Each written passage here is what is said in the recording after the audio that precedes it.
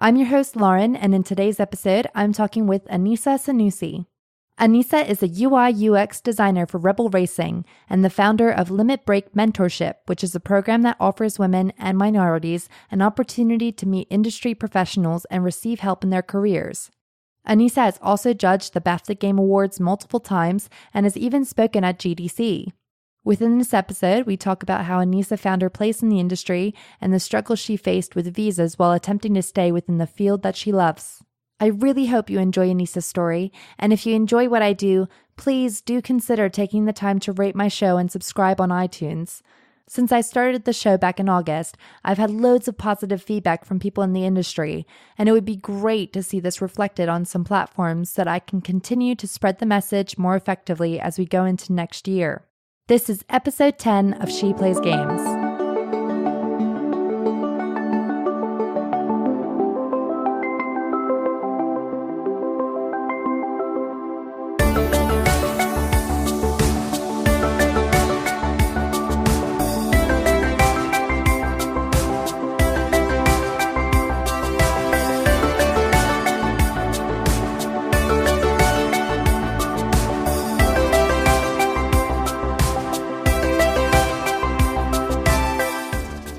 Hi, Anisa. It's so great to have you on. Thank you so much.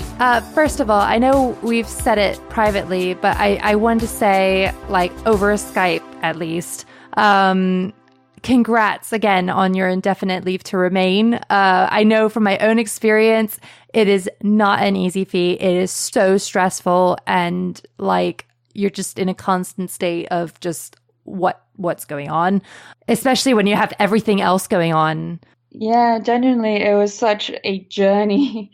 I've been in the UK 10 years now and just recently gotten my indefinite leave to remain. Such a weight off my shoulders. Absolutely. And with that, did you take the test as well? Oh, we all had to, yeah. Yeah. The Life in the UK test. Oh my God. I studied so hardcore for that. Oh my gosh. Yeah, I downloaded multiple different apps, and every day during my commute to work, I'll just do a few mock tests every morning till the day of the test. Yeah. Oh, and then once you do it, you're just like, thank God I paid that £50. I don't have to pay it again. Or was it, how much was it actually? I can't remember. Oh, but it wasn't cheap. No. It's cheap enough that you still fork it out, but it's expensive enough that you don't want to do it twice. Exactly.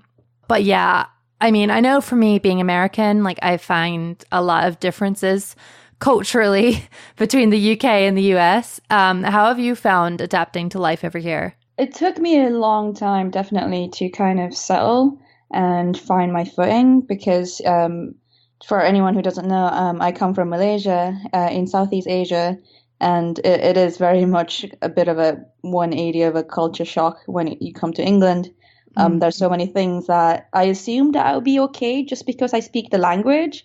But like you said, culturally, it's so different. And I think I stumbled my first 2 years at university before finally understanding the English culture. And that's the crazy thing as well, is that you're studying over here and then you're also trying to learn about the culture. That's so impressive. Yeah, I wouldn't it's funny because university is its own little microculture. You shouldn't assume that the rest of the UK is just how you've been experiencing uni. So that was really interesting as well because in university, everybody is learning who they are and trying to figure out what they're trying to do. So you're all kind of messy together. Yeah, which is a nice way of putting it. Yeah, you're all just kind of trying to find yourself, aren't you? Mm-hmm. So you moved over here to go to university, didn't you? I did, yeah. I moved when I was 19 to pursue a degree in animation. So what made you choose the UK specifically? So both my parents were educated in the UK, actually. My mom went to university in Aberdeen, and my dad went to university in Portsmouth. Oh, cool. Yeah, so both my siblings also studied here, so it's kind of a family thing at this point. But I'm the only one in my entire family to have kind of stuck around this long because everyone's gone back home. What was the specific reason for you choosing the University of Teesside?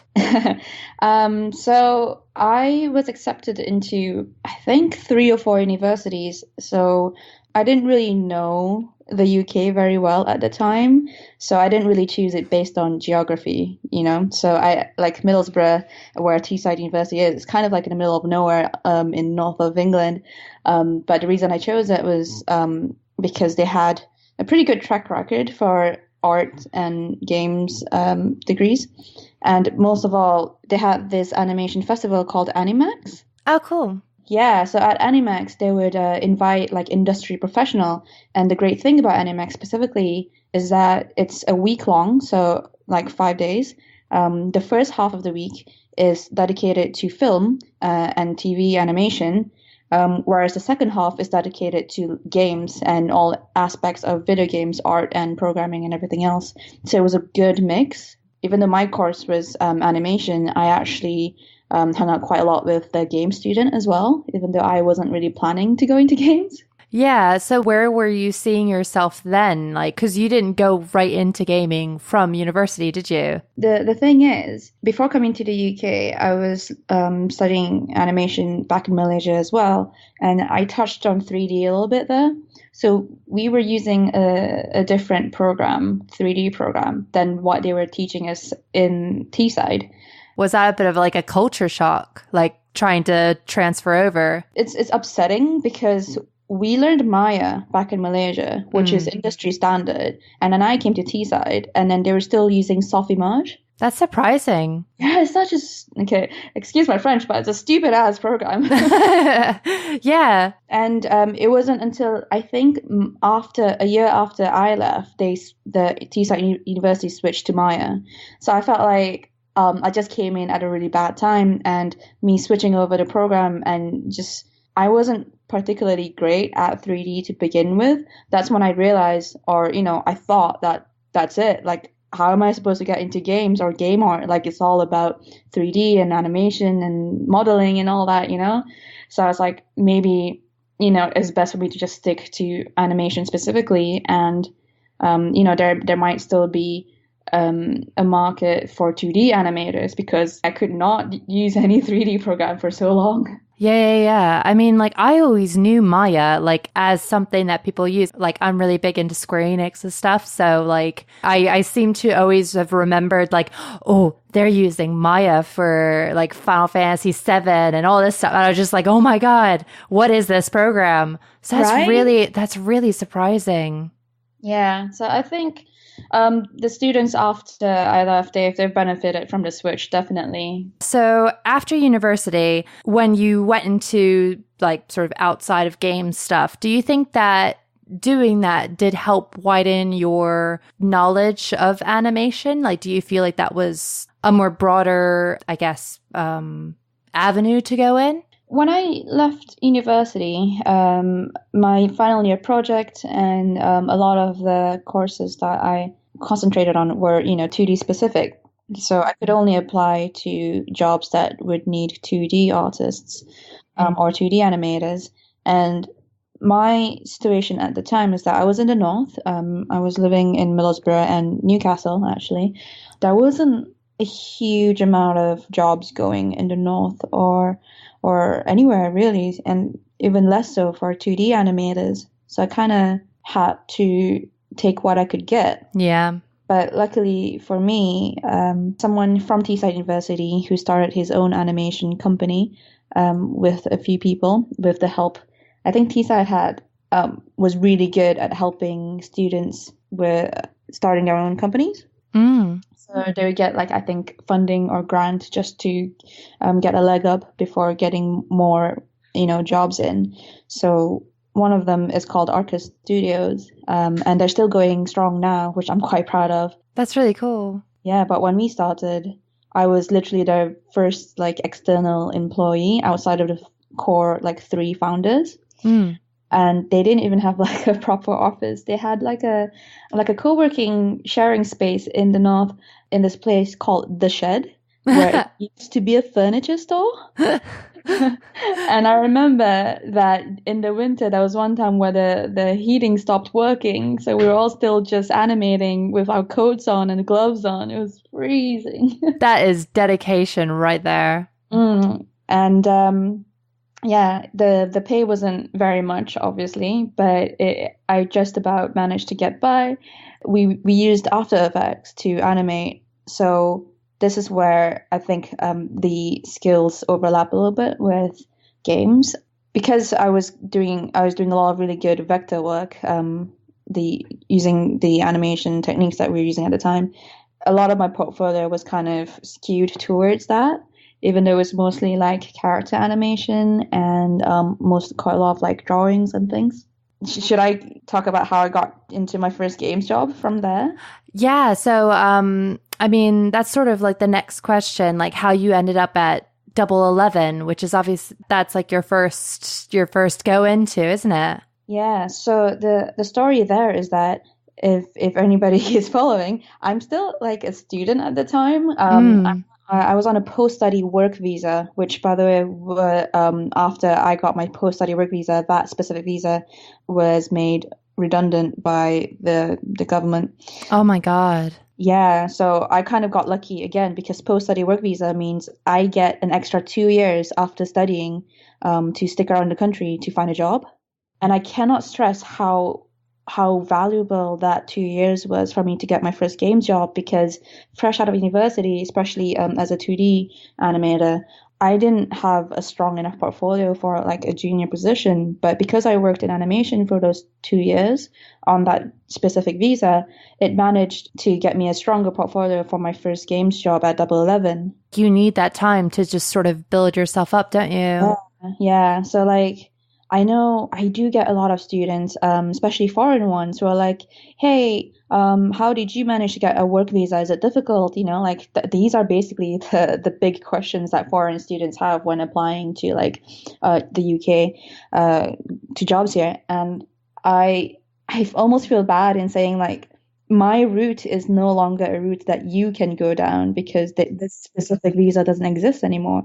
But at the time of this recording, I've been told that visa is being reinstated again.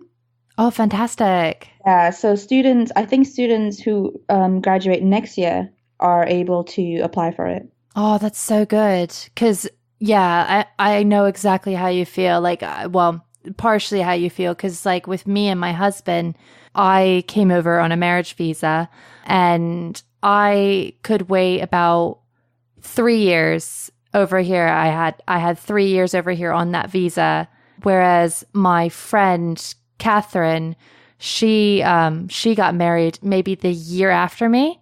She has to wait 5 years in order to apply for indefinite leave to remain, which is like really short in the grand scheme of things compared to a lot of other people who are coming over. Like, we really had it easy in comparison, but still, it's just like, it was just within a year, and it's just like, I already have citizenship, but she's still on her visa. Like, it's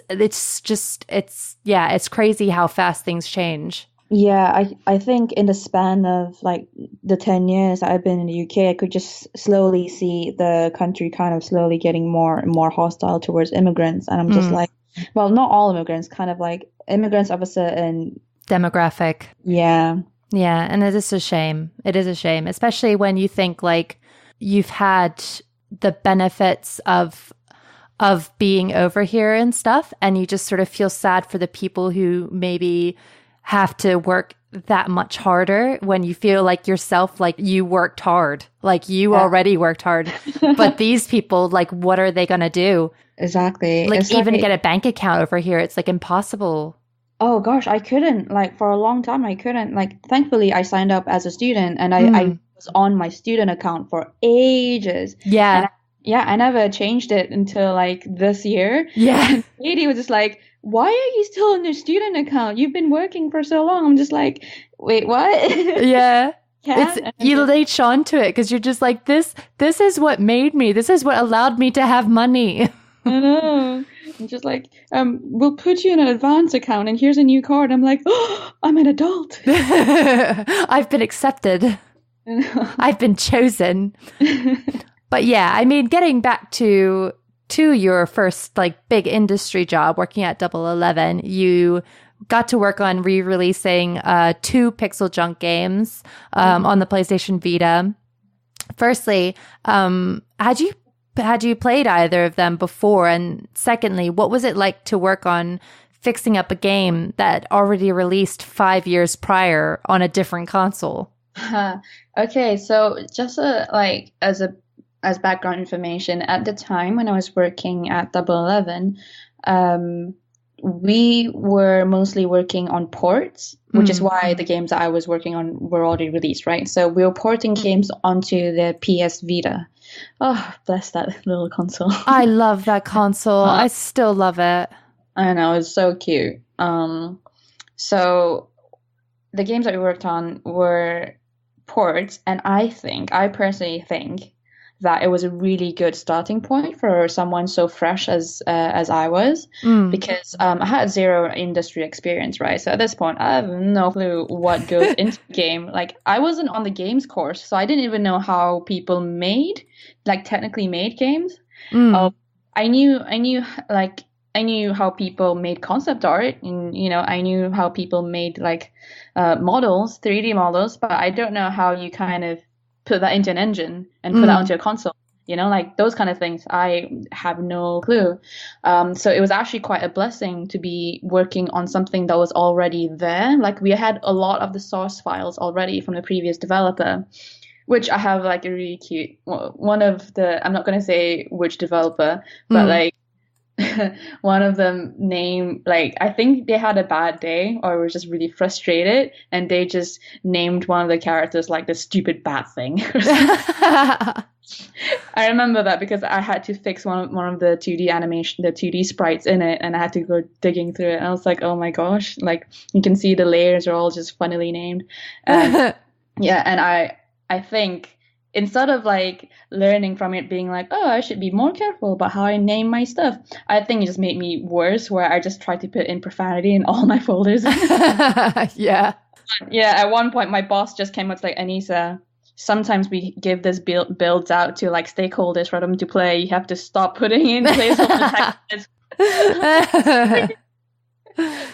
It's like, oh, but I wanna. It makes my job a lot more fun. Yeah. But yeah, so I actually never heard of any of the games that I worked on prior to getting on Double 11. So it was a bit of a crash course of just I think Frozen Synapse. It was a PC game, so we played a few levels of that. And Pixel Junk, I've actually never heard about them before, but I remember playtesting the builds were so much fun, and I was like, oh god, I really, really like this game, and I was thinking I hope it does well. Yeah, I like that you have to save the little people. It's so cute. So, yeah, I mean, getting on to that, your first experience with UI. So how was the transition between being an animator versus going into user interface? I think I got really lucky with a very specific job posting that Double 11 had.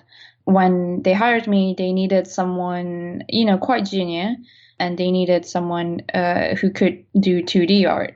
My job title was specifically 2D artist, right? Yeah. But it's different from a concept artist because we actually had one. His name is Dave, and he's a lecturer at Teesside now, actually, and also kind of freelancing as a concept artist. But a lot of the work that he was doing was quite, intricate, portraits and environments and key art, those kind of things. And I don't think he liked doing the UI at all because it's buttons, and to them, a lot of people kind of don't feel like it's their forte. Whereas for me, somehow I picked up stuff like Illustrator really easily.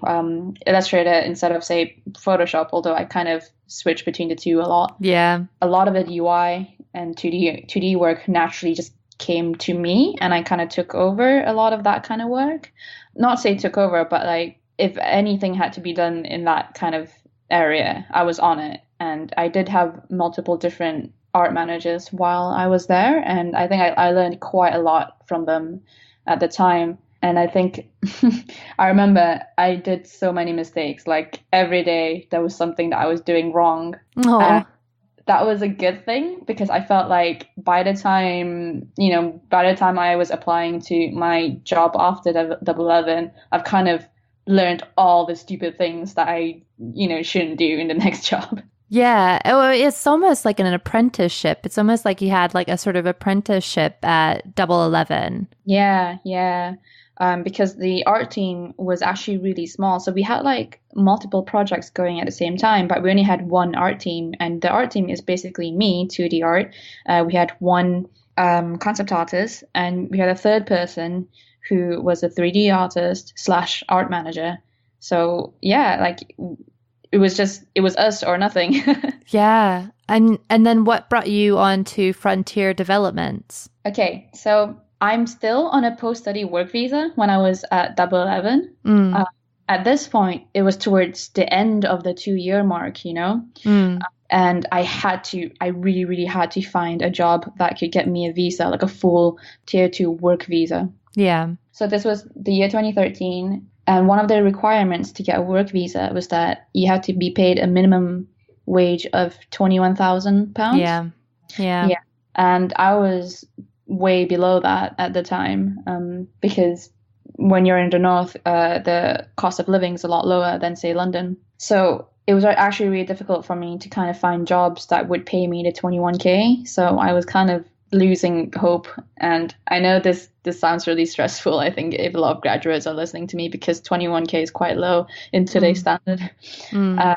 But eventually, though, the amount of work that I did on Double 11 was enough to get me like a graduate position at Frontier. Oh, fantastic. Yeah, so I remember at the time I was scrambling to apply to literally everywhere that I could think of, and I didn't even know Frontier when I applied to them actually. So like I got an interview, and then that's when I was like, oh shit, I should probably do some research. Yeah. Yeah, and then I looked them up and stuff, and thankfully I did the interview well, and I got the job, and that I remember this. I took a photo with my new visa because I had a breath of relief because I was with my, at the time, university boyfriend, and we were thinking, oh God, if I don't get this job, do we get a fiance visa? Oh my gosh. And mind you, like we were young, we were not ready, but we were just like, would it have to come to this? And it was just a huge relief that we don't have to get married just to like, keep me in the country. Exactly. Exactly. Like that's the thing. Like you want it to be a choice. Like with Dara and I, it was like we made a specific choice to be like, okay, we're at this point. Whereas, yeah, like you don't want it to come to that. But thankfully, Yeah, thankfully. And I think it's great that we didn't get married because obviously we're not together now, but we're still really good friends, and we still chat every so often, and we just be like, hey, remember that time we almost got married last year? Oh, but no, I mean, like that's incredible. But like with that in mind, though, because obviously you were in Cambridge now as opposed to being up north. So how was that transition to like, did you feel like you had to uproot a lot, or did you just sort of roll with it? Next to my actual move to the UK, that was like my second biggest uprooting because at this point I've been in the north for like 4 years or so. A lot of my friends are northern, and I'm quite used to it. And I kind of picked up a slight Geordie accent. I can't don't ask me to. But it's really funny because when I came down to Cambridge, everyone was just like, what is your accent? It's like it's a mixture of slight American because I used to watch a lot of American shows growing up, As you do. as we do. And then I picked up a few of it, like northern accent as well, and it just comes out when I'm really angry. I sound really northern No. for some reason. But yeah, I think the biggest hurdle again when you're uprooting yourself is just starting from scratch and being like, all right, let's start making friends. Who do I know and who can I get along with? My life was hell for the first at least 6 months of moving to Cambridge because I moved in a house of 6 people, and they were all very mean-spirited people. Oh, that's such a shame. Yeah, it's a shame that you can't really, at that point in time, I couldn't choose who to live with, because like you have to move now for the job, and like you don't have any friends, so you're kind of forced to move into a bunch of people you don't know. But eventually, though, I made some really good friends at work, and I ended up moving into a house with two of my co-workers. Oh, fantastic. Yeah, it was great because the company was pretty big, so it was around, I want to say 300 people when I joined, which means I don't actually see my housemates that often at work because we're on like different projects and such. Oh, that's cool then. So yeah, so you don't get like sick of each other. No, so we have a healthy distance that we don't see each other all the time, but because we're in the same company, we do all the gossip at home. Yeah. But that's the thing, isn't it? It's like your chosen family, isn't it? Being over here without your family, like, I mean, I at least have my like in-laws close, like really close by, but like my family, my friends from America, like they're all over there, and you just sort of feel that way, that you're just kind of like, I'm going without a net. And it's so nice that you've gotten through that and that you feel more secure now. And Yeah. Like, genuinely, some of my closest friends that I have now are the ones I made, up north and also in Cambridge at Frontier. Like you said, you need to kind of build a whole other new family here. absolutely. Well, it's incredible what you've done, and you're very, very, very brave. It was difficult. Like, I wouldn't say that it came easily. It was a lot of, just getting to know a person and kind of trying really hard not to blame it on the cultural differences, because there's only so much that you can blame that on. At one point you're just like, all right, I need to be a better person so that, I want to maintain my relationships with all these amazing people. Right?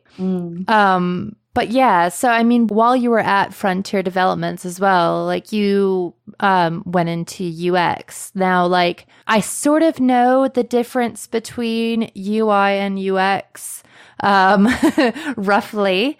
But how did you sort of jump to that? Because UX is more about like the experience, isn't it? It's like how you get from X to Y to X and that sort of thing, right? So it's really funny because the project that I was on at Frontier, and I was on quite a few projects, the big one that is also one of the projects I'm most proud of, it's called Planet Coaster. And it's a theme park building simulation game, very much like Roller Coaster Tycoon from back in the day. So cool.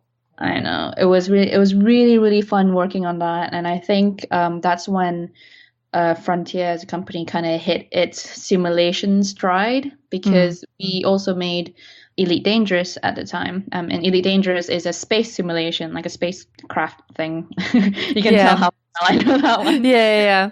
But a lot of the fundamental work we did on Planet Coaster kind of is basically the basis of a lot of the current games that Frontier is pretty well known for, like Planet Zoo and the Jurassic World game.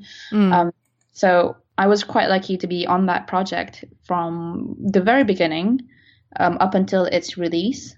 And I think when I learned UI in my first job, it was kind of a lot of self-learning, right? Because it's an area that I don't know about. So I'm kind of used to this, like just looking stuff up that you don't understand and trying to, just do it. Like I didn't really have anyone, not a lot of people to ask for help from. So the internet was basically where it's at.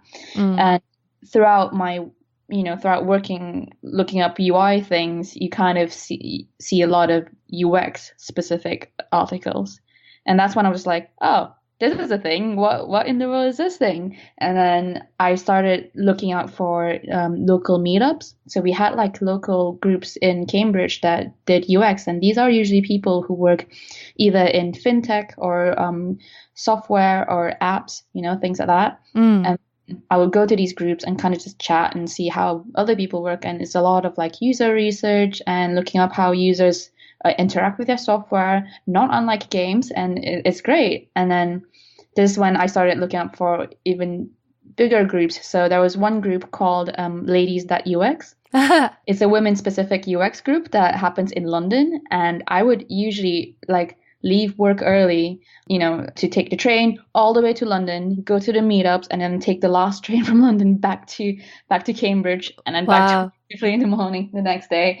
And it was such a painful like journey at the time, but like it was, to me, it was so worth it because I was learning so much about UX and I was excited. I was like, oh my gosh, we can apply so many of these things with Planet Coaster, So that's kind of like my official title at Frontier was definitely just UI artist. Like I wasn't a UX person at all, but I just really loved doing it. So I kind of just did it anyway. Yeah. And that's so cool. I mean, how did you find these groups? Was it like through social media or? Yeah, mostly. So like there's places called like meetup.com or Twitter. Twitter is my go-to. I think. So just to put a timeline in people's head, this is around 2015, circa 2015.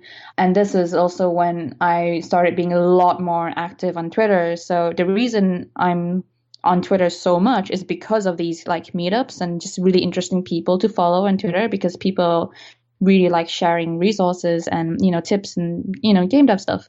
And that's when I started getting really active online as well. I really hate saying this, but I think that's the beginning of like me building up a brand where I'm like, why UX person?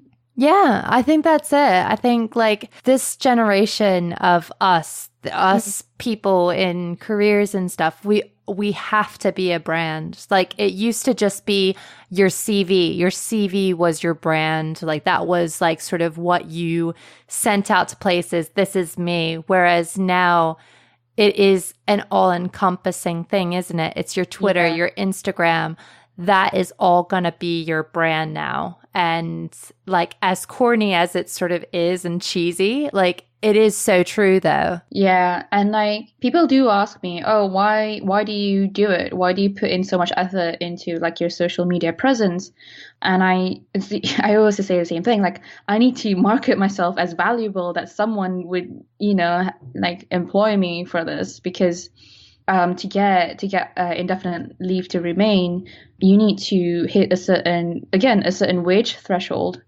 Yeah, and for that to happen, and I remember this clearly, it was actually quite a pain point for me in Frontier, was because I think if I stuck around, no matter how many like promotions I would get, I wouldn't get a high enough like wage jump to meet that requirement, Yeah. So that's when I was like, all right, I need to actually find a way to market myself as valuable and like I'm worth to be paid this much.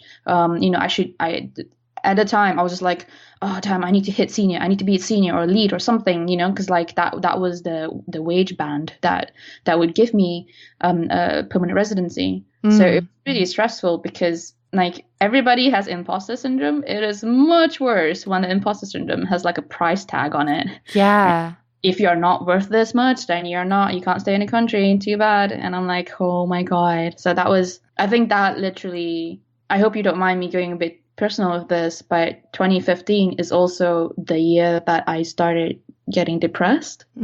Yeah.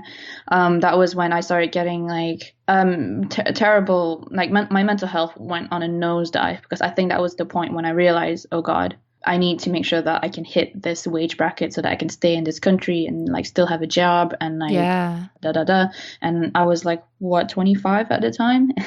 it was, yeah. It's just not the age where you should be. It's just, you're so young, like so young to be going through all of that. Yeah, it hits you a lot in the self-esteem, because there's a literal like numeric like the number there to be like, if you don't hit this, then you're literally not worth it. And that kind of I carried that for so long, But yeah. Oh, I'm so.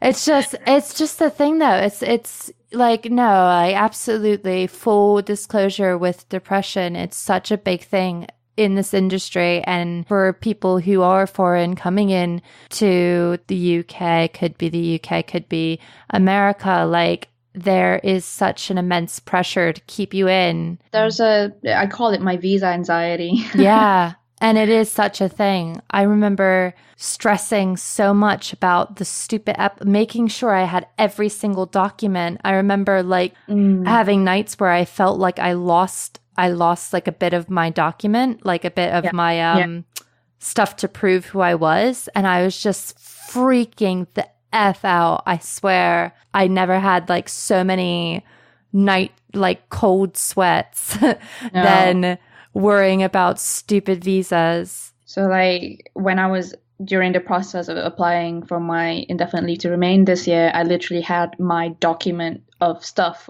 with me every day in my backpack. Like I'll bring it to work and I'll have it at home, and then work and home, like in my backpack with me. Like I was so paranoid of losing it because I was like, oh, I need to make sure that everything is here. I need to make sure that my application is like pinpoint perfect. Yeah. But it's gone. You're indefinite. You're here now. You're here. And it's so really great. So like, okay, just as a metaphor, I recently went to had a massage for like 15 minutes on my shoulders, and the lady was like, "Whoo boy, oh my gosh, like you have been tense." I'm like, "Yep." It's like, and I was like, "Is this gonna go away if you just massage it tonight?" And she was like, "Nah, like you need to like book at least 6 more massages once a week. Like this is 6 months worth of stress that is not gonna go away in 15 minutes."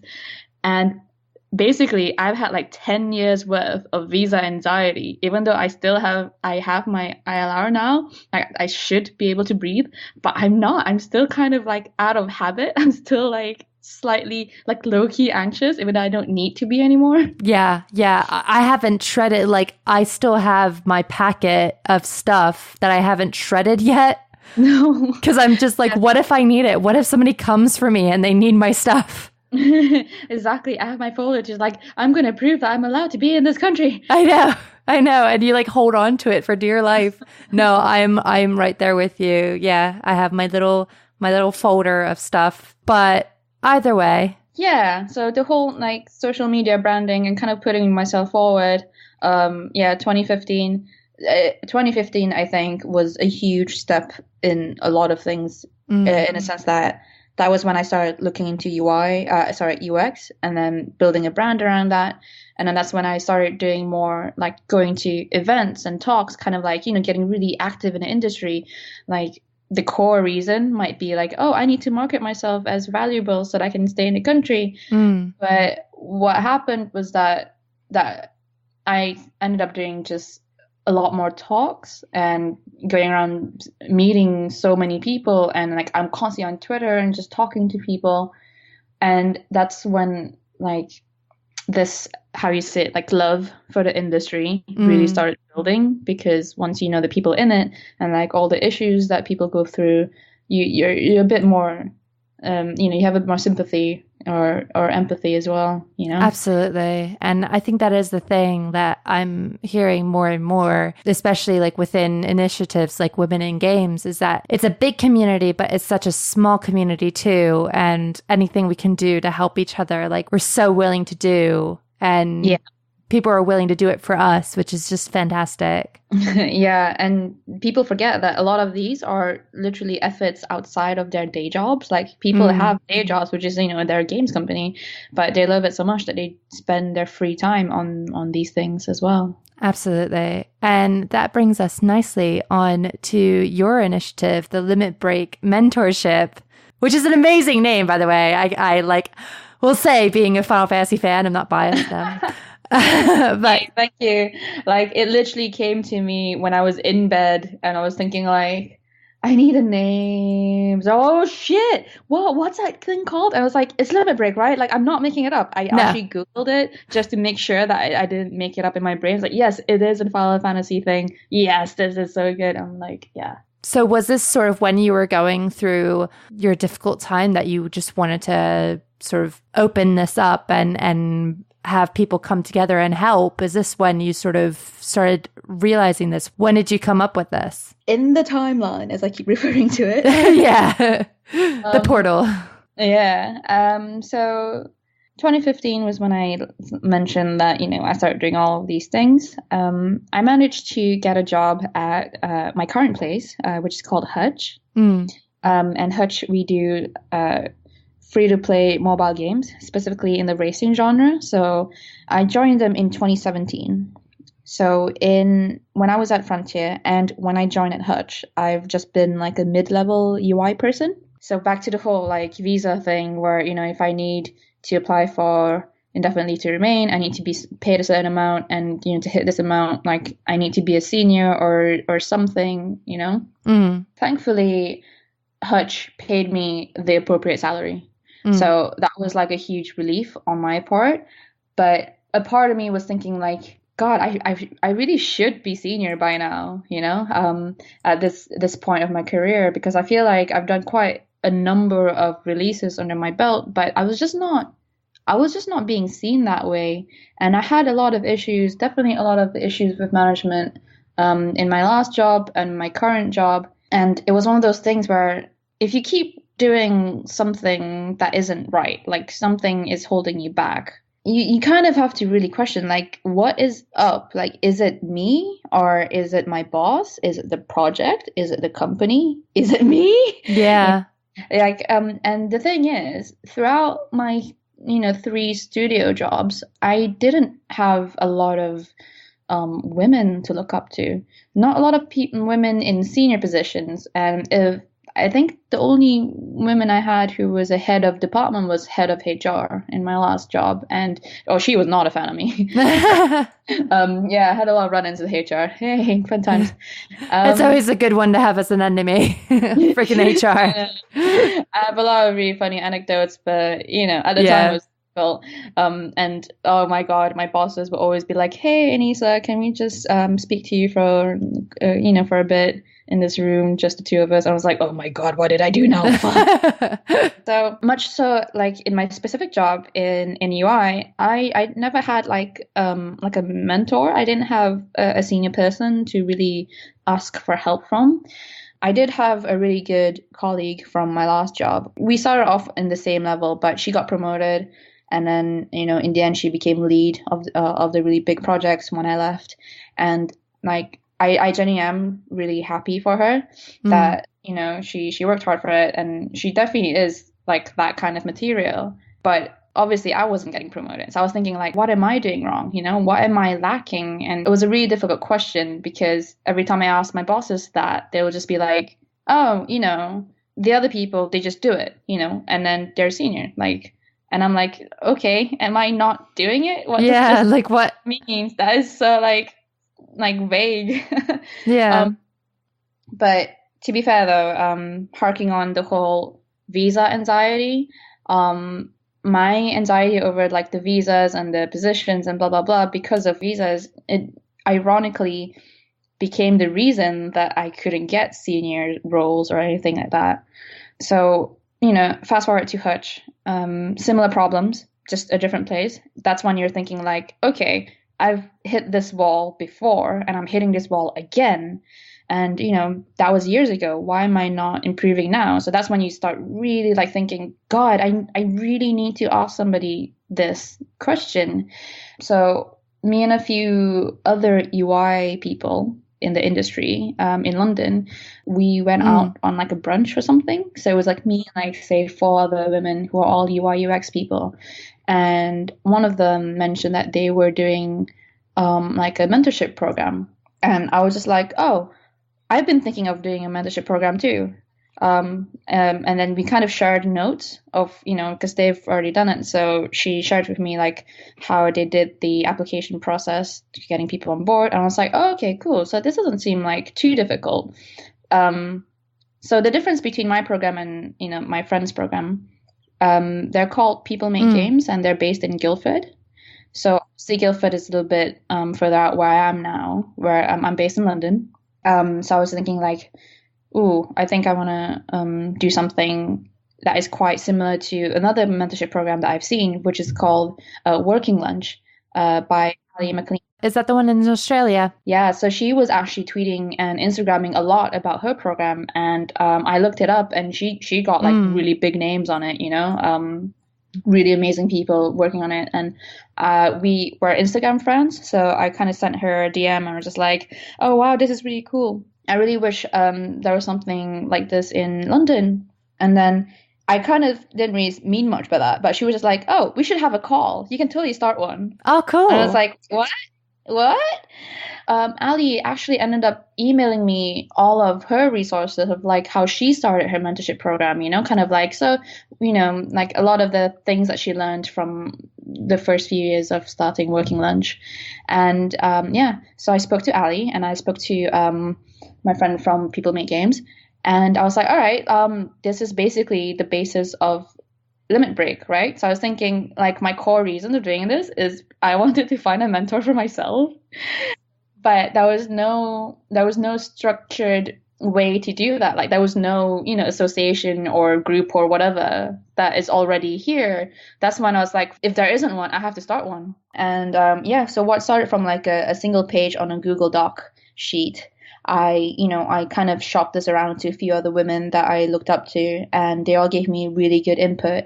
And then I started doing the branding. I did I asked my friend to help me animate the logo that I created, and I have no fucking idea how websites work. So I had a friend just a lunch hour with me, just setting it up, like on Squarespace. It's like, oh, what do I put in here? Oh, what does my card go in here? What are domain names? What do I need to buy? What? Anyway, Yeah. yeah, it was such a huge mess. But I remember when my friend made me help make their website, limitbreak.co.uk, he was like, oh, you're so lucky to get that domain name because limit break is quite common, like a common word. And then I think I had to pay like £200 for it. Jeez. Like for the entire setup of the website. And emails and blah blah. And then he saw me put in, he saw me pay because I just did it right then and there. And he was just like, it's not going back now, is there? I'm like, no, I need to do this. It's done. Yeah. Yeah. And then a week later, I tweeted about it. I did this really cryptic tweet of like, okay, if you're a woman who has 5 years experience, and based in London, would you like to know what secret thing I'm doing? Kind of like I got a huge amount of interest. And a lot of like my industry friends who are local in London was like, yeah, put me on the email, So I got them into an email list, and I basically just asked them like, hey, I'm starting a mentorship program.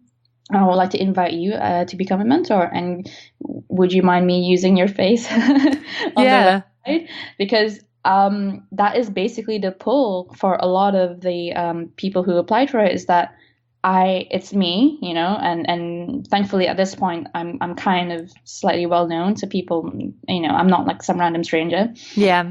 And then with me are like a list of very talented, wonderful, strong women in the industry in their specific specialty. And when I launched it, to ask for applications, everyone just like, whoa, that's amazing. Like, I know all these women and they're like amazing women. So yeah, that started the ball rolling. And then what I expected 40 people to apply, we ended up with 160. Wow. That's amazing. Yeah. And that's after scoping down, being like, yeah, so the scope is that I want to focus on women, non-binary and transgender people because I can't fit everybody. Yeah. Yeah, because like the idea was that this is for underrepresented people, but that could also mean, people of color or people of a different socioeconomic background or disability.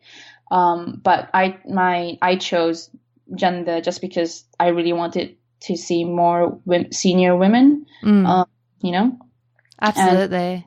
And also the fact that I find value in seeing someone face to face, which is why my mentorship program, I was like, you have to be in London, and so that you can actually meet together in London once a month and have that face to face interaction, that kind of thing. Absolutely. And I mean, it's such an evolution from where you were initially anyway, with meeting up with people in London for UX. Like it's just a continuation of that, isn't it?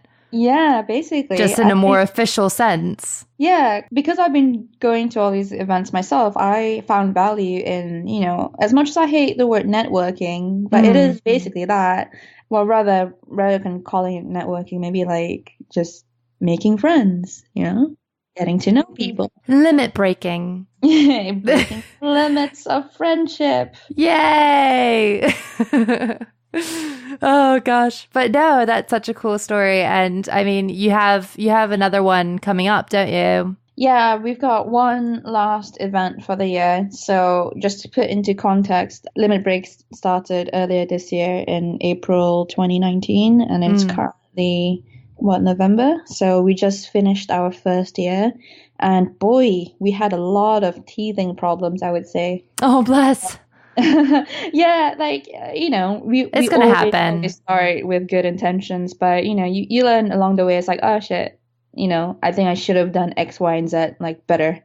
But basically, it just leaves me a lot more pumped and excited for next year because, like, now that I know all the hardships, I can kind of anticipate it better. Exactly. And next year, hopefully, the program would be good. Throughout the entire thing, I've been a solo team member, as in I have to be the only person who does everything, and which is impressive. It's freaking impressive. It's impressive, but it's also the reason why it's not as good as it could have been, because I overstretched myself. I definitely burnt out a little bit towards the end of this year.